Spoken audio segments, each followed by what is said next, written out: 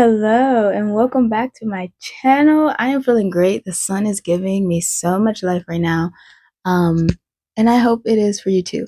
But let's get into today's video because I want to talk about how I have been on this journey of self-discovery while in a relationship. And it was something that I always wanted, but for the wrong reasons, right? Like I wanted to be able to go on this journey of self-discovery while in a relationship because I didn't want to be alone. And this time it just happened, meaning like I got in a relationship and I've been just on this journey like ever since. And yes, I just want to talk about how, I guess. I'm trying not to ramble this time. One thing that has stood out the most to me about this journey is that some things that I've learned have been from good experiences, and some things that I've learned have come from not so great experiences. And I just really love this connection right now at this time in my life. Um, with that being said, I have also learned that for myself right now in my life, I am no longer dating to be married. And I just had this realization the other day when I was talking to my friend, and I'm loving it because I used to be in this place where I felt like, what's the point, right? Like, what's the point of me dating someone if we're not going to get married? If I don't see marriage with you, what are we doing? What are we doing? And I realized, like, throughout this experience, I came to this realization because she does not want to be married. She does not want to be married. She does not want kids. I want both of those things, right? Um, I think in the beginning, when we first got together, or we first started talking, I was thinking like it's just the place that she's in right now because we've both gone through a lot of stuff. Um, and I was just thinking like this could be a very temporary thing because she did say that she used to want kids, she used to want marriage. It's just different for her now. So we recently had a conversation where she explained that that's still the place that she's in. Where like our relationship is progressing to a newer level. Um, and yeah, like I kind of took a second to like process how I was feeling.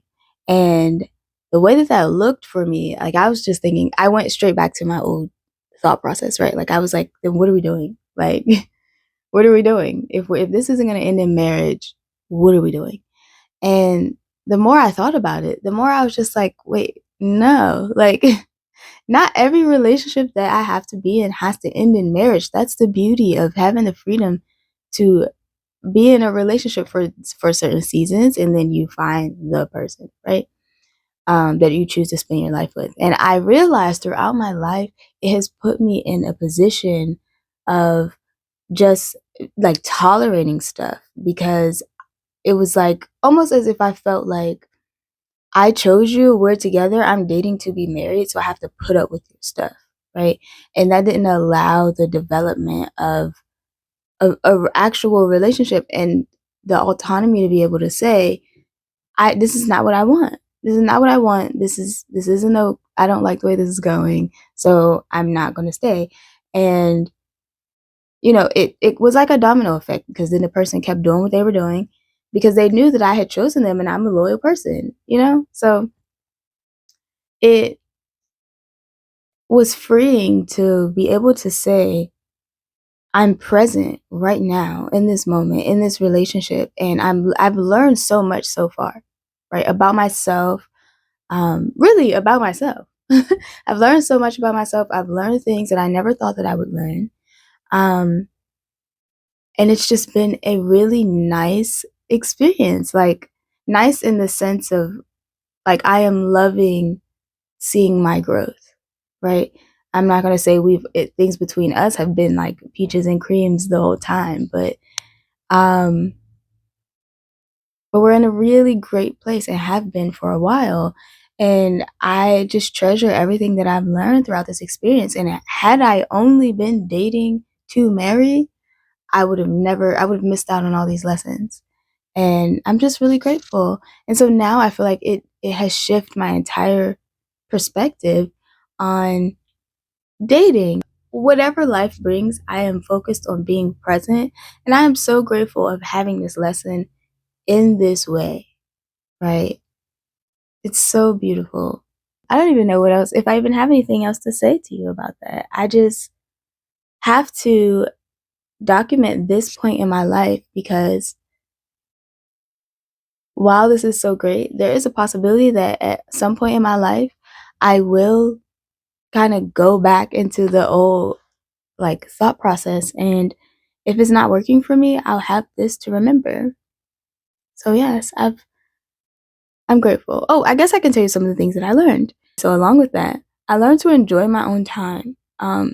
In the very beginning, and I also feel like this has to do with the whole like dating to marry thing, but like I felt like I wanted to do everything with her all the time.